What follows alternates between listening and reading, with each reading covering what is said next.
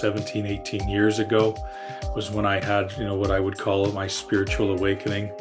Was a remembering, really, I like to say, because I feel as we're not awakening to anything that we haven't known before. But yeah, it was a turning point in my life. I'd come out of a long-term relationship, a lot of depression in my 20s, and really felt that there was just something more there for me, even though in my highly depressed, alcoholic, drug addicted state, there wasn't a lot of clarity. But as I started to move out of that relationship and started to see some positivity come back into my life that had always been a real cornerstone in my existence this time around. And I found my way into some Reiki circles and then began taking my Reiki courses. And that really reawakened me to the healer that I am. Singing Elephant is Todd Allen's spirit name. It represents his connection to Eastern healing traditions like Hinduism and Buddhism. Todd is larger than life, a little loud but tender and loving, and like an elephant has an excellent memory. Todd's own healing journey began when he realized he could be living in greater alignment with his true self. This led him to explore meditation, Reiki, yoga, mysticism, and spiritual traditions from Hawaiian, Peruvian, and North American indigenous cultures while still honoring his Christian roots. Todd now lives with his family in a roundhouse in the woods, meeting with and serving others as a transformational coach and guide.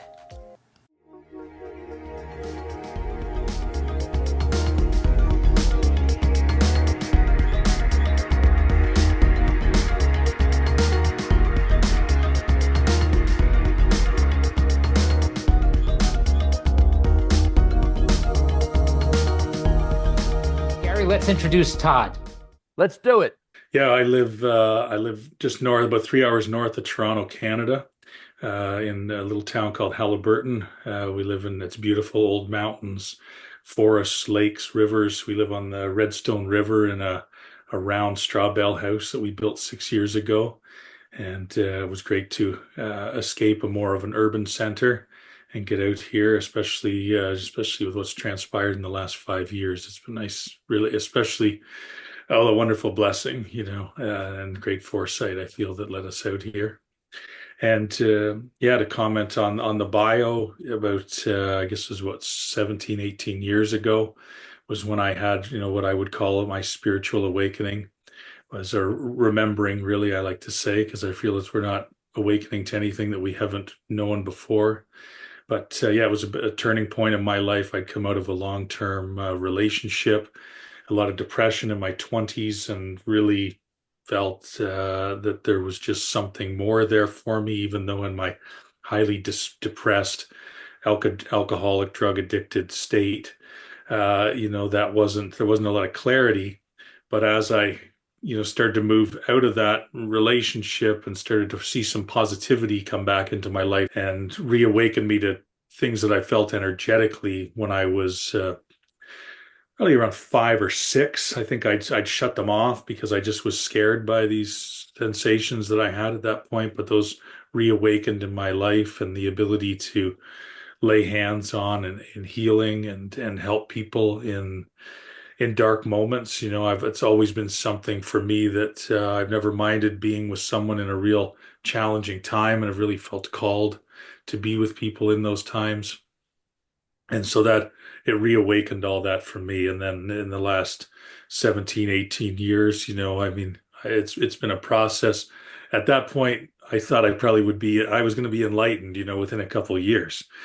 But as some of us probably can connect with, that wasn't my story. And so I've been working on the same consistent themes in my own life, and as also many healers will attest, that healers are ones who are also healing themselves, and going within, trying to find the way. And so that's really characterized my existence these last couple of decades. There's been some times that I've gone into little darker places, but I've come back out and found my way. So you said you were raised in a Christian house. Uh, we've asked our other guests to tell us that moment, if there was a specific moment when you realized that what you were doing was not the path you really wanted to walk, that there was a kind of awakening, whether it was like a micro dot or this big explosion of epiphany? My parents weren't overly religious. My paternal grandmother was born again Christian, and she could lay it on pretty thick, that if you were going to hell, and the fact that my parents had chosen not to baptize me was a big bone of contention for her. So there was a lot of subtle, sometimes not so subtle nudges to, get baptized, to understand that I was going to go to hell for eternity if that wasn't the case. And probably by the time I was 7 or 8, I really didn't think that I wanted to have any relationship with this God that she spoke about, characterized in that very fearful way. Um, but yeah, as far as those first moments, again around that same time when I was 7 or 8, I can remember looking up at the stars at night and thinking, what is this? If those are all suns, like in our solar system, what's going on out there? And how infinitesimally small it seemed like our existence was. And so that was a moment for me that really sticks in my memory of just seeking and wondering about what the real meaning to life was. And I had my first, I would call, feeling that God presence moment when I was 18, and I'd been traveling in Europe with a friend, and we did not have the same objectives, and we're really at loggerheads and not getting along that well, but spending so much time together. And we were in Florence, Italy, and I can remember we just spent the day apart, and I was walking around, and I found this big church, and I walked into it, and it felt like there was just mass being, taking place all the time. And I was feeling a lot of anxiety about what to do with the trip and whether I'd made the wrong decision. And so I went in and I just sat down. And then when everyone was kneeling down to pray, although it was fairly foreign to me, I hadn't spent a ton of time in church, but I kneeled down to pray, and I felt that warm shower like feeling come over me that just really lifted me out of that depression and anxiety that I was feeling in those moments, and reassuring to me that I had all the answers. And so that was when I was 18. I didn't feel that again until around the time I was 30, when I started meditating and going to some of these Reiki circles. And just that was shortly before the time that I met Gary. But I've had, similar experiences to that since, and that those have been fortifying and reminding me that I'm on the right path. And for me, I've always been a little bit of a black sheep, and sometimes there's also, I'm a Gemini.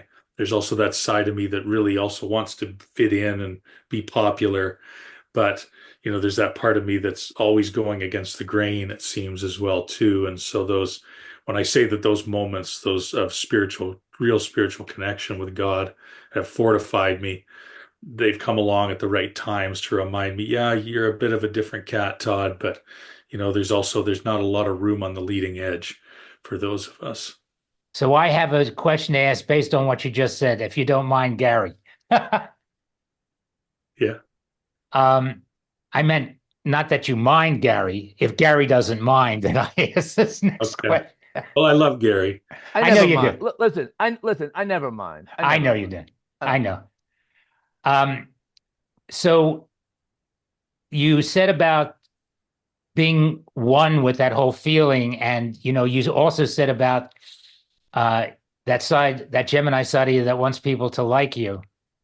So I guess you Yeah. went into healing, and unbeknownst to you, healing people would give them so much joy from you healing them that they would feel this oneness with you. Is that kind of how it was? There's certainly been great moments along the way like that in healing, in healing, um, in healing connections with other individuals.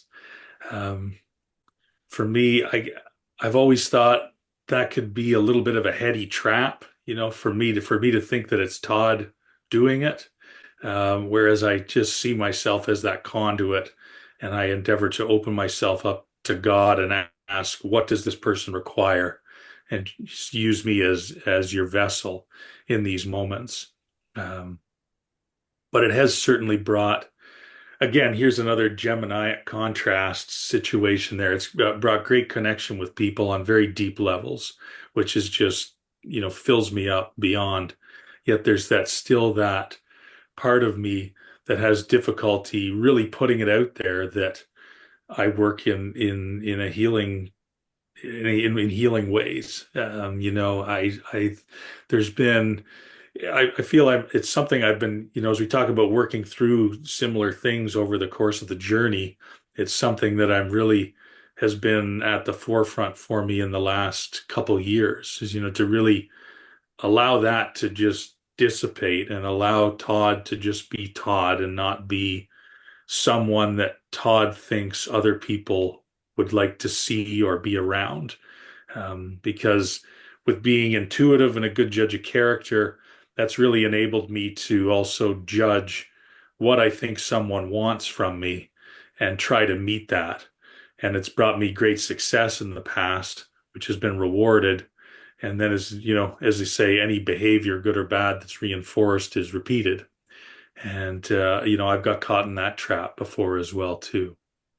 So, as the saying goes, we're all a work in progress.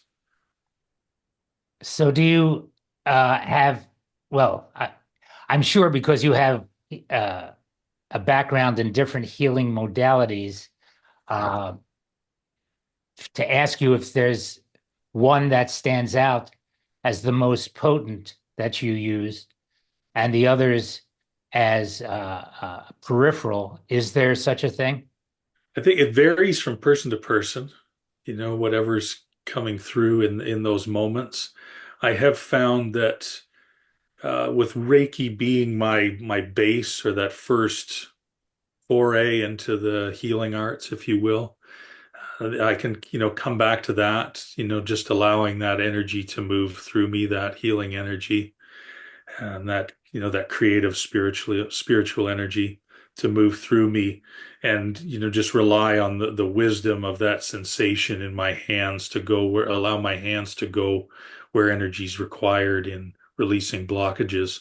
um, also, as I've spent a lot of time in Hawaii, and as the Hawaiians talk about, the concept of just talking story with people. And so, for me, the blend of healing that really works for me is talking story with people, really connecting with them, find out what's going on. And where I like to go with that is, what does their own internal world look like? What are the thoughts and feelings that come up for each of us on a regular basis? Because they say the average person has 60,000 thoughts a day. I know when I've been anxious and depressed, it's probably been more like 600,000, but it's often the same ones on repeat, that just take a little different looking form to them as they're coming out. So I find, if I can unearth what goes on for people, what are the deep, dark stuff that people, the roots of shame and guilt for people, and the stories that run on repeat in their own consciousness. If you can unroot those a little bit, and then combine that with the hands-on healing, it really creates a potent intention for people when you're going into a healing session. So, but I also draw on, um, just working, the courses in mysticism that I took over 3 years taught me a lot about working with energy. And so just being able to detect what sort of energies are in people's auras as I'm talking to them. And, as we're talking, I find that's a good time to allow myself to get accustomed to what those are in each individual person. And then being able to just shift lower vibrational energies, darker entities that are around people, I find is a nice mix as well in there. But yeah, those would, there's lots of tools or lots of arrows in the quiver. As I say that, I remember that's one they used to say, Gary, that I like. Um, and having lots of tools in the toolbox, really comes in handy when you're doing healing work with people, because you're often met with situations that you really don't know how to handle. But sometimes those deepest, darkest places that people can go that you don't know how to handle open up into these beautiful moments. Really, the greatest thing for me in healing with another individual is being able to talk about those deep feelings of guilt and shame and allow people to oftentimes have a huge catharsis, of tears usually that comes up. And I know that, for me and for others, I've observed that sometimes there can be fear around letting that release out. And so being able to hold space for people, reassure them that they're safe, that there's nothing wrong with this coming up. In fact, it's a very good thing. And being able to sit with people as they share those things with you and then feel that connection of being one with that person under God, as they've shared that with you those are some of the peak moments in my life. Is there a direct identification with God in your healing, or is it more like a cosmic umbrella that you feel through your heart center? Or is you know what I mean? You mentioned mysticism before, that you studied mysticism, and I'd really like you to go into that a little bit to explain exactly what mysticism is and how it relates to your identifying with God. Yeah, yeah, good question. Um, yeah, I'll start with the mysticism, and then let's bring that to a place of connection with God, or what my own connection with God is. Um, what led me to the courses in mysticism were really that I really wasn't able to see from the present, but from with some hindsight looking backwards, is that there's always been that understanding, like I was saying to you, from the time of I was 7 or 8, just wondering, how does this world work? What's the meaning? What are we all doing here? And I've been driven by that motivation a lot.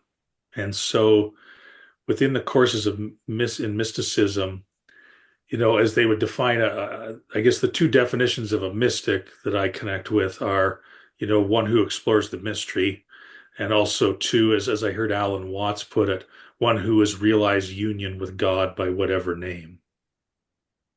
And so for to me, the courses in mysticism were really going into just the feeling into the energetics, the frequency, if you will, that to me is the language that God speaks. Now, I tend to use like I was mentioning earlier, I used to have a lot of fear of God, and I had a point where I just wanted to push God out of my life. But and then for a long time, I really was not comfortable with the name of the word God, and so I do use it interchangeably. I find with universe, creator, um, to me, it's really just a recognition of a higher power.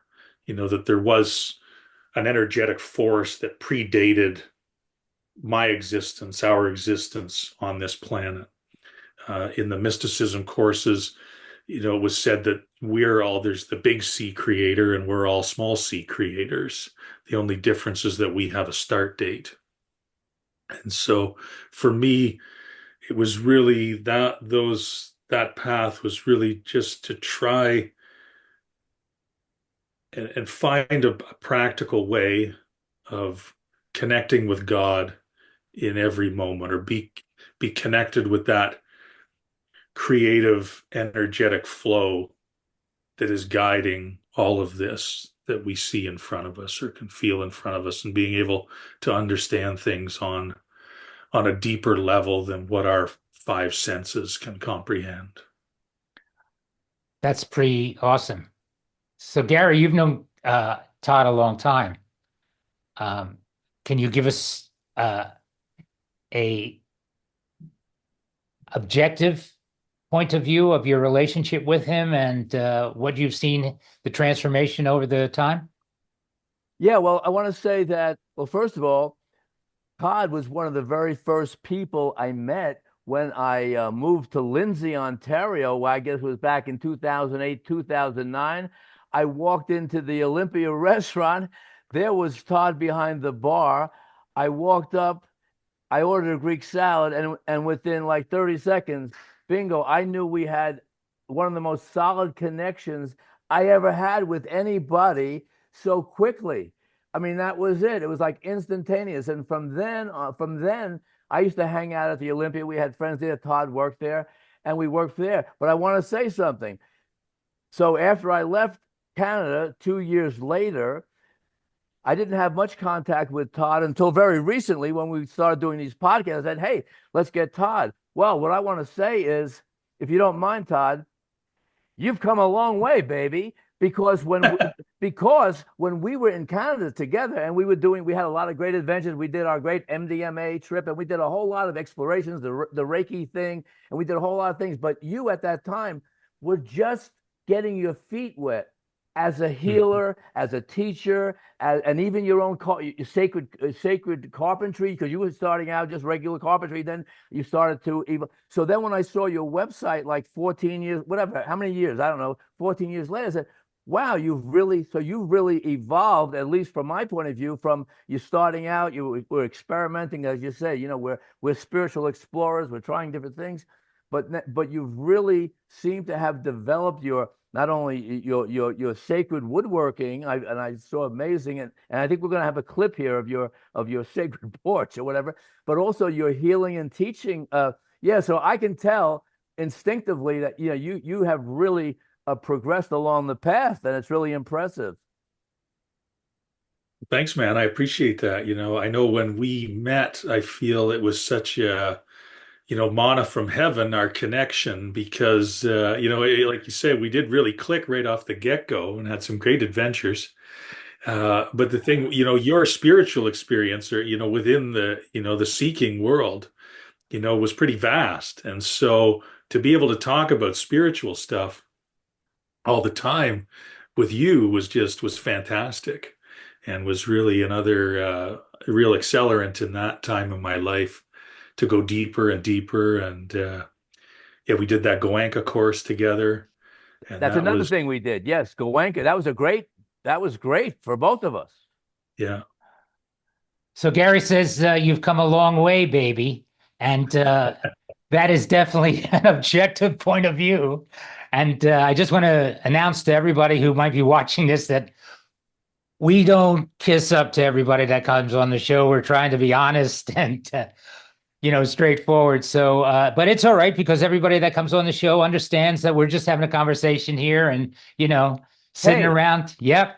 hey, I'm as honest as it gets. I just tell it like it is, and that's and let the cards fall where they may. So I'm being very objective, I think. If anybody, and I would believe that if we were to call our friends from Lindsay on, Nikki and all those guys and all those people at the Olympia, I think they would pretty much the same thing. I'd say that I think they would be really amazed at how far you have come with your healing arts and your carpentry. So speaking of your carpentry, I had the pleasure of viewing your deck that you're working on now, and I'd like you to talk about your um, vision and your attitude about curves, which is what it's all about on your deck. So, Right. Yeah, well, as I said before, I've always been a little different, and I've always liked to try and be unique and a little different as much as I wanted to fit in too. But I've always wanted to try and stand out.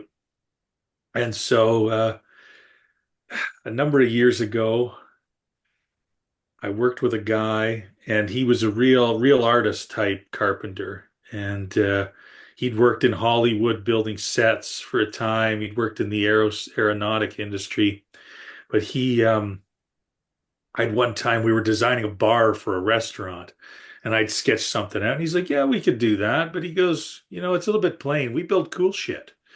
And that always stuck in my head. So it was always, then we ended up doing a restaurant in Toronto and we built round booths and curved walls and all sorts of stuff. And even though it was a little bit trickier, I thought, it really started to dawn on me. This was probably 15 years ago that, there's no straight lines in nature and everybody builds straight lines and angular stuff. Why not build curved stuff, you know? And so anyhow, when we built our house in 2018, we'd found this property and it really spoke to us. And we put an offer in on it and we put our house up for sale and our house sold before the sign even went up, on the first day for the asking price, to me a good sign like we're moving the right direction. But then Andrea and I were like, okay, well, what are we going to build here? Like what do we want to build? And first thought was really keeping it simple.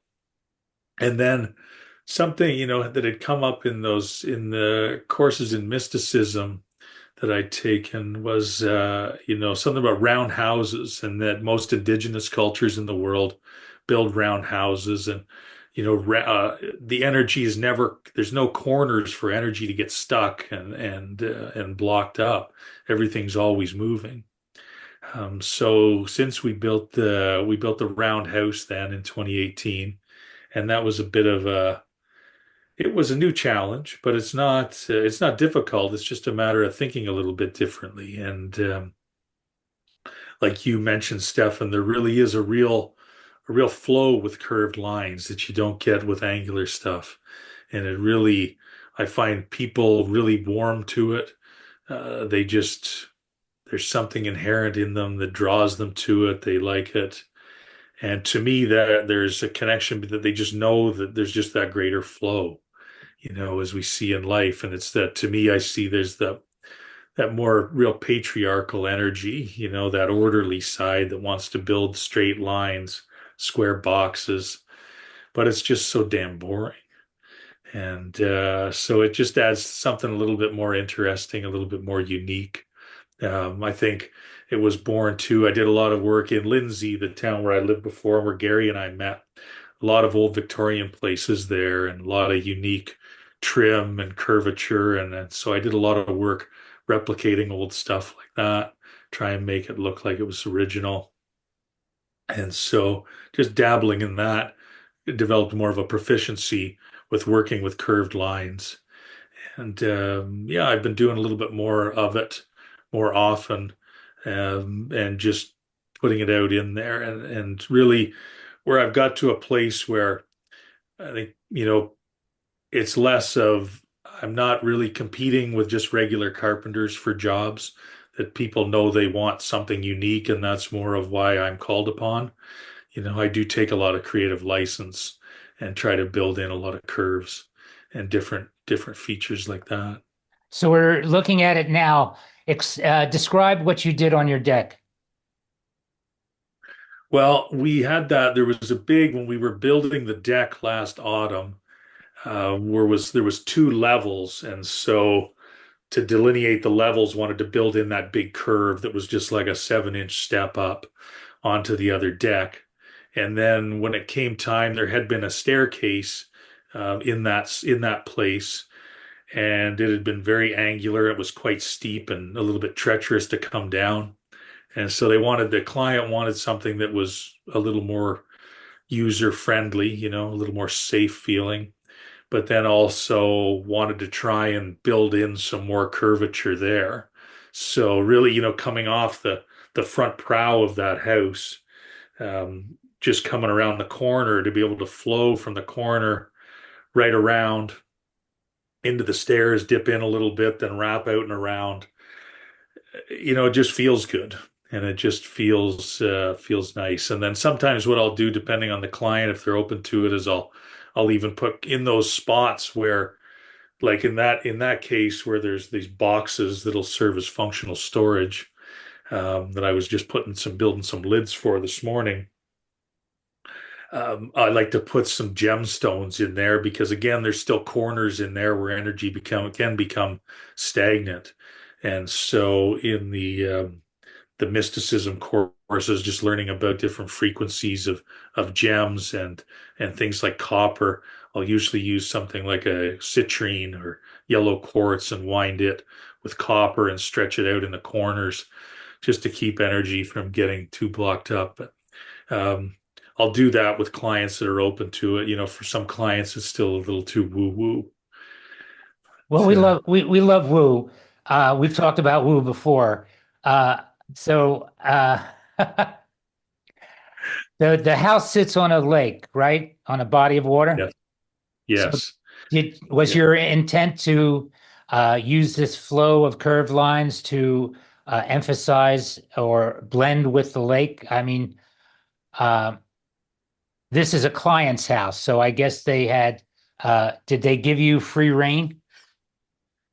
Fair amount, yeah. Yeah, and certainly to just go over it with them first and chat with them. But yeah, try and reflect that natural landscape right in front of the deck. It drops off probably about 15 feet, and there's a big natural wall of bedrock, some granite there that then goes down to the lower to where the lake is.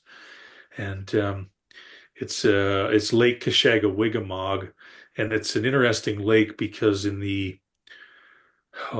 think in the 1730s, there was a massive battle of indigenous tribes here where the Iroquois had moved in from upstate New York and had taken over. The Halliburton County and Algonquin Park were really prime hunting grounds for the natives, and so the Chippewa had controlled it, and Ojibwe, and there was two other tribes which I can't remember in this moment, but the Iroquois came in and basically slaughtered them, I think in the 1640s, 1650s. And then the four tribes banded together. There was a war council and then basically declared war on the Iroquois to drive them out. And so there was a major battle in the 1740s, I think it was, on Lake Kashagawigamog, where they finally sort of drove. It was like the last battle where they drove out the Iroquois. And even up to the early 1900s, on a windy day, there would be skulls wash up on shore on Lake Kashagawigamog. It's quite a long lake. It's probably about 10 or 11 miles long. And so to me, there's what I'm getting to is that I find these places where there's been big battles or there's been a lot of hurt on the land. There's certainly a frequency that I can tap into, like a hurting. So there's also, I like to do some just intentional healing with the land there. Using often are you familiar? I think Gary, you and I have talked about this before, the Ho'oponopono technique, the Hawaiian technique. Listen, I have a note here. When you were talking about your Hawaiian experience, I wrote down Ho'oponopono because I forgot our experience with it, guys. I wonder if Todd has come across Ho'oponopono. So yeah, let's talk about that. Yeah. So I'd learned about it from an indigenous woman actually here about a year before I went to Hawaii for the first time, and she was talking about it and talking about how the Hawaiian elders will go around to war zones throughout the world because the belief is that land still holds the energy of that conflict, and that needs to be cleared. And so and what really struck me with her teaching from it, which I found was quite deep, was that because she'd been to Hawaii many times and worked with different elders there, was that we as individual beings can take responsibility for that and clear it as well, because that the whole Ponopono, the thing is that one, uh, you know, saying I'm sorry, well, taking responsibility for it, apologizing, asking for forgiveness, giving thanks and gratitude, and then an expression of love. And so what I really found interesting was in the first time I was in this little Ho'oponopono workshop was that there was a woman whose family had survived in the concentration camps in World War II and held a lot of angst towards the Germans, for that, the Nazis. And so I remember in that workshop when we were experimenting with the Ho'oponopono was taking responsibility that I took responsibility for all the atrocities committed towards her ancestors, and then asked, apologized, asked for forgiveness, expressed gratitude and love. And it was really a palpable energetic feeling for me that we can take responsibility for that in order to heal that. And so, with Lake Kashagawigamog, that hurt of that battle, of all the lives lost there, is something that's palpable to me.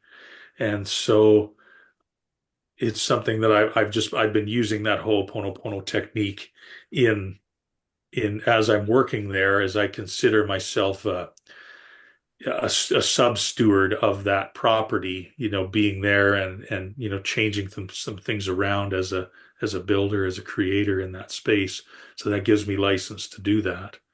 And it's been a rewarding experience because it's also the land where we live had a story, not to go into it too much, but it was a school for troubled youth, like young offenders from in the 60s and 70s. They would get shipped up here. This was part of a farm. And we felt a lot of abuse. There's an old barn from the farm on our property, and could feel the presence of death in that barn, and have been doing a lot of clearing work with that. When we first moved here, you really, if you'd walk anywhere near that barn at night and you just get shivers and you just want to go nowhere near it. But the point that I'm getting to is that, like Lake Kashagawigamog, like this land here, I feel that these lands that have endured a great deal of hurt are also prime places for healing. And there's also an amazing healing energy and redemptive energy that come with those spaces. So that's something that I'm really trying to build on at the Kashagawigamog Lake House for these clients who are also friends and who are open to a fair amount of woo-woo. And it brings a nice balanced approach to things, to go back to what, I felt at 7 or 8 years old. What is the point of this all? What's our meaning of life? Well, to me, when you can live in harmony with connecting with the energies of ancestors on that land, when you can be doing clearing work, when you can build harmoniously within nature and what that land really espouses, that really gives me great meaning in life and a great purpose. And I think that purpose and that meaning is different for all of us, but I think its root is always in creativity and also, with connection to source. Well, you mentioned the Iroquois Indians, who were intense warriors. Mm-hmm. And we had also discussed that whole warrior concept, moving from that intensity of physicality into the heart consciousness of the warrior. Can you expound upon that, please? I'd love to. I love that. Thanks for bringing it up, Stefan. Um, yeah, it's something that I've realized about myself is that I have a real warrior instinct, and I feel that in many lives I've been that warrior fighting for causes that are right, fighting for the disenfranchised, standing up for others. Yet I realize in this lifetime that we can't engage in that warring like we used to. It has to come from a real place of compassion, sometimes fierce compassion. But that new warrior, I feel, really looks like someone who's not afraid to walk into those dark places and stand up for what is right, but can't win others over by force, it has to be done with understanding and compassion and love and wisdom. And, that's been a tough one for me to, I get it on the heart level, but intellectually and, with just old behavioral responses, I can still want to go into standing up and being a presence and trying to intimidate others. Yet, whenever I do that, I find that I feel I'm overcome with a feeling of weakness. And what power I do feel that I'm trying to tap into is really non-existent. And if we're getting into the woo-woo stories a little bit here, to share, but probably my biggest experience with fighting through compassion and love was a story from about 6, 7 years ago, I guess it was. It was when just before we moved up here, and I was working at a job up here, converting a house into a teaching space for a Buddhist group. So I was coming up here about 3 days a week, and it was about an hour and a half drive from where we lived. And so, Gary, you'd remember the town of Bobcaygeon as you're coming north of Lindsay. Yes. And as you come, Bobcaygeon is on an island in between Sturgeon Lake and Pigeon Lake. So you're coming down this hill going in. So I'm coming down this hill, and it has started. It was in February, I think it was. It was freezing rain, and all of a sudden I see these teenagers walking out, a very dark energy around them, and dressed all in black, walk out onto the road in front of traffic on this highway, and it's slowing down to like, I think like 60 kilometers, like 35 miles an hour. But they're walking out into traffic, and I see them coming from quite a distance, and there's cars veering around them. And then the school bus is there, and the school bus is veering around them, but they're still walking out, towards the side of this school bus. And I'm thinking, holy shit, this school bus, they're going to go under the back tires. And so anyhow, fortunately the school bus got around them, and I'm approaching them probably 500 feet away. And I'm thinking, the old warrior kicks in. I'm going to roll down the window in the truck and say, what the fuck are you doing? Get off the fucking road, you stupid assholes. And then I thought, that's going to have no impact whatsoever, Todd. Like, what do you think? What do you think they're going to say to that? And so anyhow, I was driving up, and there was a stop. There was no cars coming the other direction, and I drove by them, and they were right beside the truck, and I could see, and their eyes just looked very dark and just devoid of any light in that moment. And I thought, what do I do? And I I pulled over to the side of the road just when I got maybe a quarter of a mile down past them. And I got out of the truck, and instinctively took my hat off, as I feel that my crown is open to Creator at that point. And I put my arms out, and I just started sounding ah, which I'd heard early in my spiritual journey, which ah is the sound of Creator in all languages. Buddha, Yahweh, God, Yeshua. And so I just started chanting that with my hands out, sending energy. And I could really palpably see this dark cloud, around them.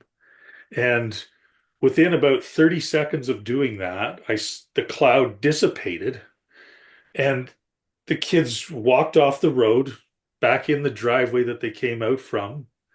And that was it. And it really struck me in that moment. And I got back in the truck. It was freezing rain. And I pulled over into this coffee shop, and I just started crying.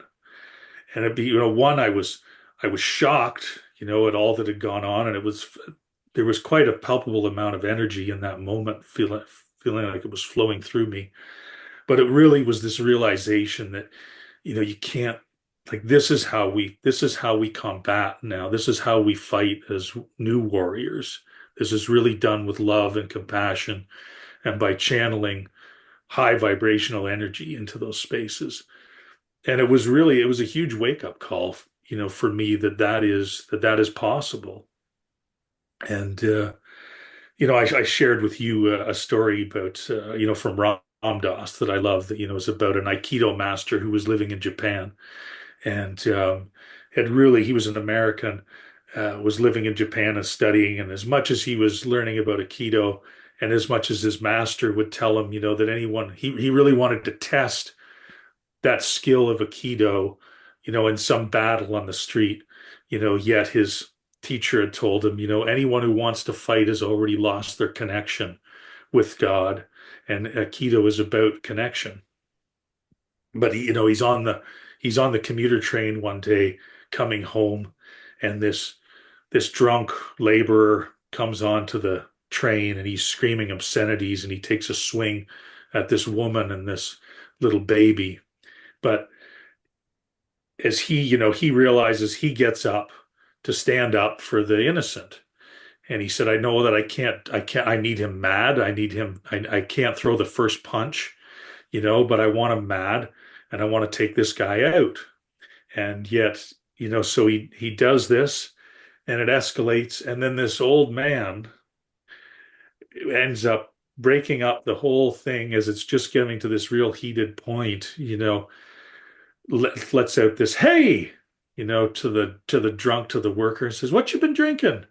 And the drunk comes over, none of your business. But the old man continues to engage him, about what's he drinking. And he's drinking sake, and oh, I love sake. My wife and I heat it up every night and take it out to the backyard and sit under this persimmon tree. And it totally takes all the fight out of the situation by just engaging with this man, and ultimately realizing that this man has lost his home, his wife has died, and in that moment really unravels why this man is truly hurting, and yet, and so for this, the Aikido, the American studying Aikido, Terry Dobson, I believe was his name, for him to see, here he's standing up as this old warrior, wanting to fight, still wanting to test in the physical realm, yet really seeing, as he says, seeing that Aikido is really the combat of love.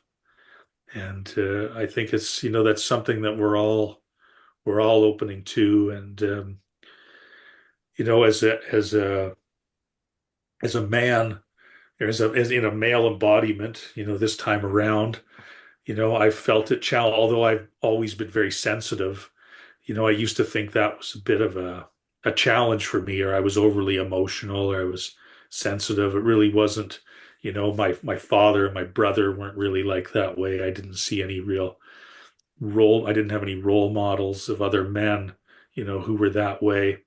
But when I first, I guess the second time I was on the island of Kauai, I met this man who was just such a beautiful, loving man, strong in himself, strong male, masculine expression, yet also so loving.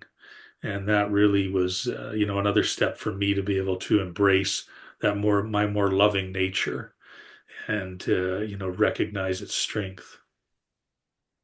So is your relationship with your wife's name is Andrea, you said? Yes. Is your relationship with her, does she feel the same spiritual sensitivity that you do? And does she have a practice? She's a yoga teacher. A dancer was her original background, had danced from a young age, and she was dancing with a company in Toronto when we first met. And for her, it was a lot of improvisational dance. And so for her, there was a real intuitive element to things. And then she did her Reiki levels after we met, and her yoga. And she did some of the courses in mysticism as well too. So it's been a great shared experience, yet we also still work on our relationship regularly in trying to get it out of that more worldly sense and back to a more of a spiritual place. Certainly having children, we have a 9-year-old son and a almost 7-year-old daughter. And my children have been my greatest teachers. I guess I was 38 when Sage was born. And it really, I can see, that there was certainly the way I was raised was with a pretty firm hand and not a lot of tolerance for, kids playing around. And Andrea's a far more gentle soul in that way than I am. And so that's been a great balancer, parenthood and us basically standing on opposite ends of that spectrum, of how, for me, has been very easily to revert back to, wanting high levels of respect from our children and wanting to see that espoused regularly. And Andrea's much more of allowing them to just that freedom of expression and finding their own way. And so it's been a real healing journey for me. And it's also, healing for us, figuring out that balance in our relationship, because we can often be at that one end of the spectrum or the other. Yet there's a real devotional love that, it was when we met, it was like a love at first sight thing, basically bumped into each other on the sidewalk, standing, watching a little concert on a sidewalk in the Kensington Market in Toronto. I think we went to Kensington Market, I think, a few times, Gary. So yeah, great base of love there. Yet, we're still very much a work in progress. But that having that spiritual base and understanding that, it's not what's most important does not reside in this physical world. Yes, this is our sadhana and part of our journey this time, yet we've got to bring it back to that highest level and where do things really sit. So it's a real gift having a partner. Well, Uh, walking a spiritual path alone is difficult enough, but walking a spiritual path with a partner uh, can be much more trying because of the relationship situation. And you really have to learn compromise, I guess, and how to appreciate each other and their ways. Uh, yeah, Meditating together is sometimes really very good because, if you can sit down together and just meditate for 10 minutes or so, just release all of that tension from the day and get to a place where you're both focused on that higher space. It can be a wonderful remedy for, some of the things that might go on in a dysfunctional way during the day in your relationship. yeah, it's a good reminder. We've been trying to build more things like that in, and also, get some yoga for the children as well too, and just to model that. We used to when there wasn't kids in the picture, we would meditate more often together, and it's that confluence of energies, connected with source in that moment is, can be really a great space of connection. So I wanted to talk to you about your uh, medicinal plants.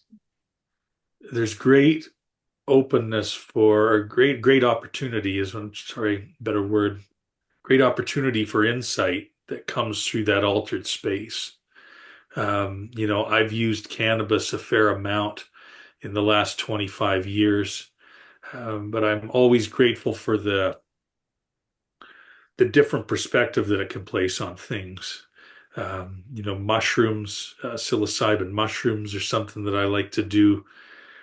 It varies really. You can buy them. Last time I bought them, they came in the mail, so they're easy to get nowadays. So I usually have some around, but I don't, I find every 6 months to a year, I like to do a little bit of mushrooms I find it really shows me where I'm stuck emotionally. It really pinpoints that place for me. Um, Plus, there's also a space with mushrooms where I feel I can tap into, there's this voice that you can ask any question and it'll tell you whatever you want to know. My challenge has been, remembering it on the other side of that altered experience.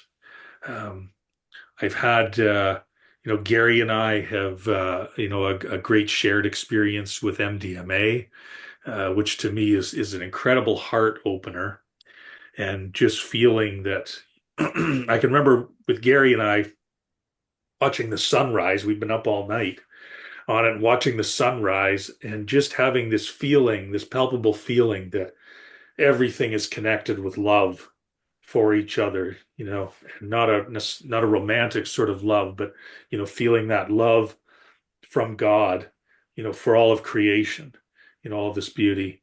And we were in a situation where there was different people at a party, and we just found ourselves just, if people were in distress or if people were, getting ready to go to bed, it was like, oh, come here, we'll tuck you in, and just try and make you most comfortable and laying hands on people, to give love. And I think it was a bit too much for some, but it was a beautiful space and a real connective space.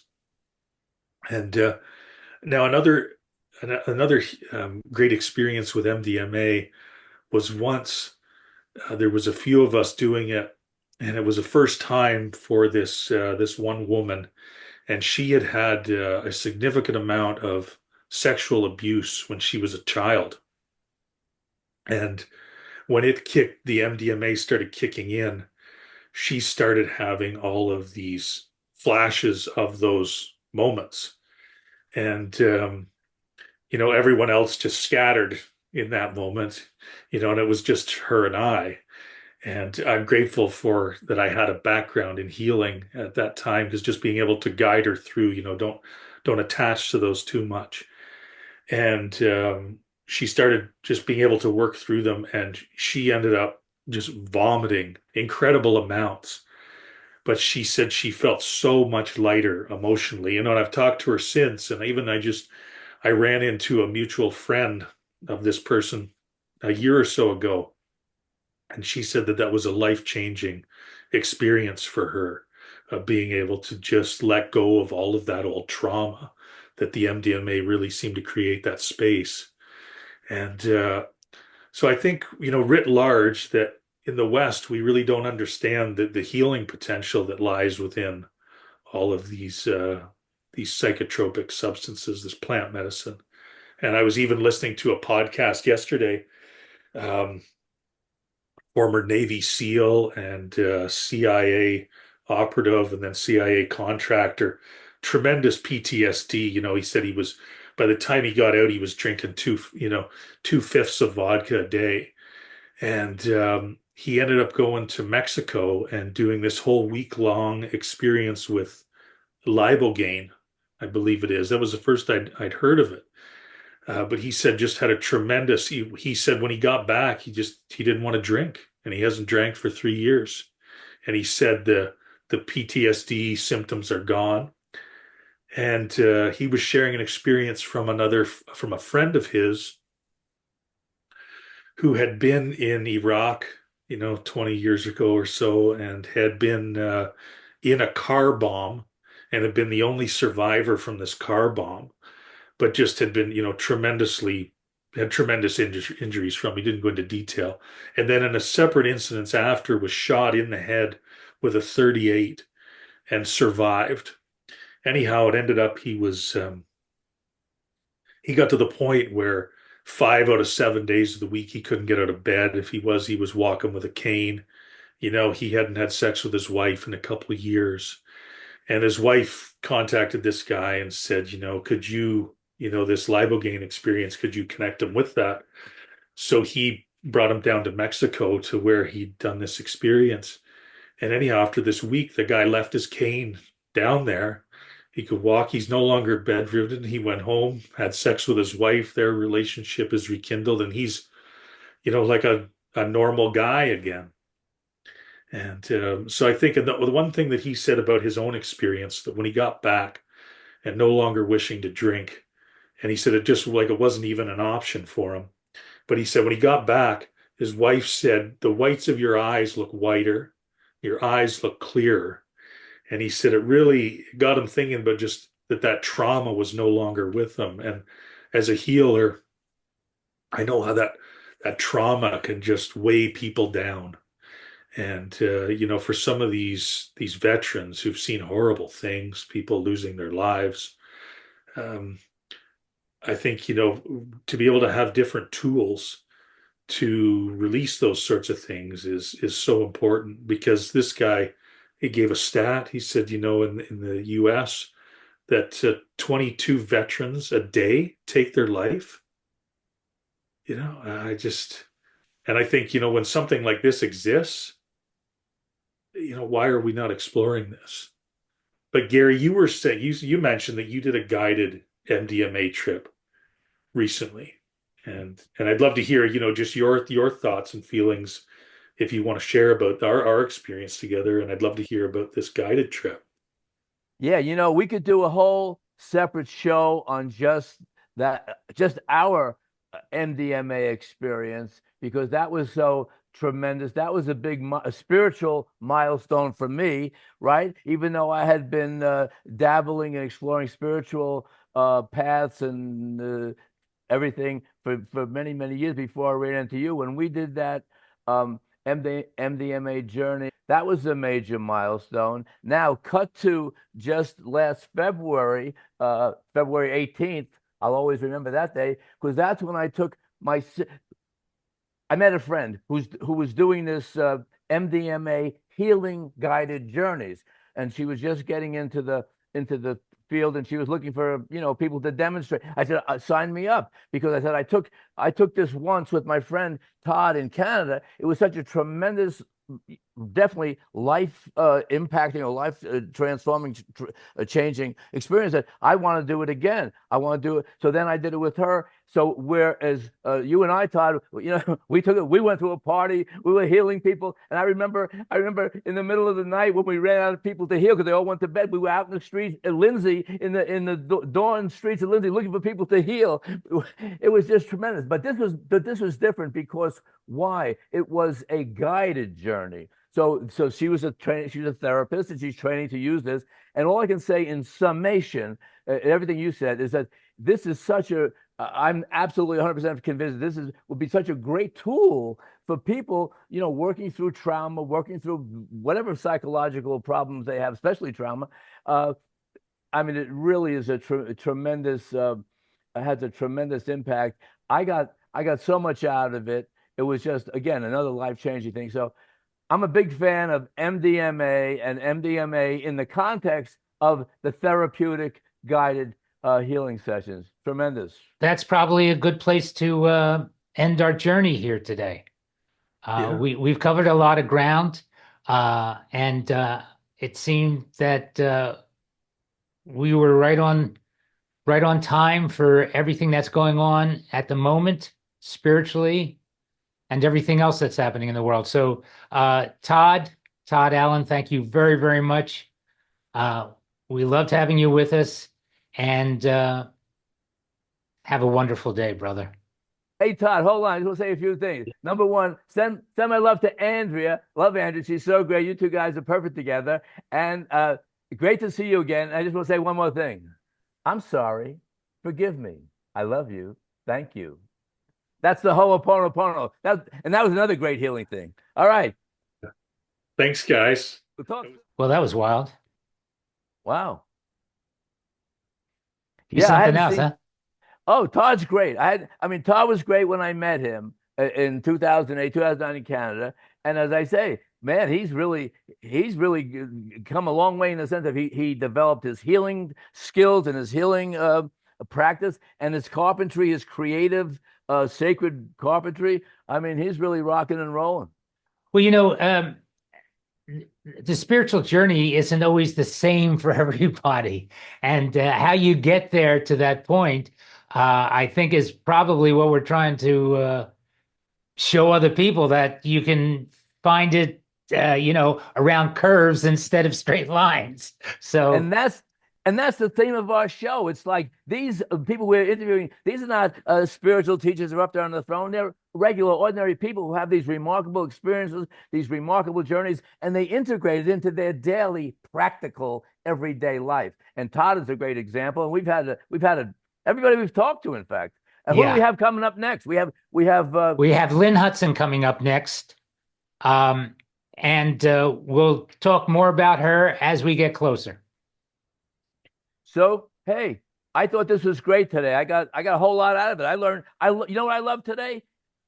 Todd's thing about old warrior versus the new warrior. I got to get more into the new warrior thing. I really do. I'm still like a little bit in the old warrior thing. No, but the new warrior. I love the story where he was just chanting and those kids were like, they Yes, calmed that down. was beautiful. That was beautiful. Great story. I mean, Great people story. people have great stories, and that's what we like to do. We like to talk to people and find out their stories. Because there's not, as you say, Stefan, it's not a cookie cutter kind of thing. Oh, you do this, you do no, no, no, no. Everybody is unique. They have we have our own unique whatever epiphanies or journeys or everything. Well, just an interesting story at the end, because you know this story when I was at the center following a particular path. And then after a while, brought our kids there when they were 12 and 10, and they weren't into it at all. And then many years later, our son Krishna ended up in India, and he found himself a guru, Babaji, and he's been on the Kriya Yoga path ever since. And as far as teaching, he has taught me so much. I thought I knew it all from being with the guru, but this man, my son, has really given me a lot of inspiration and a lot of joy. And the fact that he ended up following a new spiritual path, I think that's wonderful. So it can happen to anybody, I guess, right? And what did Todd say? Todd said what you're saying. Todd said, "My kids have been my greatest teacher." So you're saying that now. So you had the guru, the official guru, but then you had the unofficial guru, your son Christian. Okay, Gary, I want you to break a leg tonight. I know you've got a big opening at the theater, and I know you're a wonderful actor. So it's time to say goodbye. Yeah, but hold on. I'm a wonderful actor, but I don't know about my singing. I have to sing the opening song. I got to learn it. I got to get out of here. Thanks for stopping by. All right, everybody. Thanks for stopping by, and we'll see you next time. For those interested, Todd's website is thesingingelephant.com.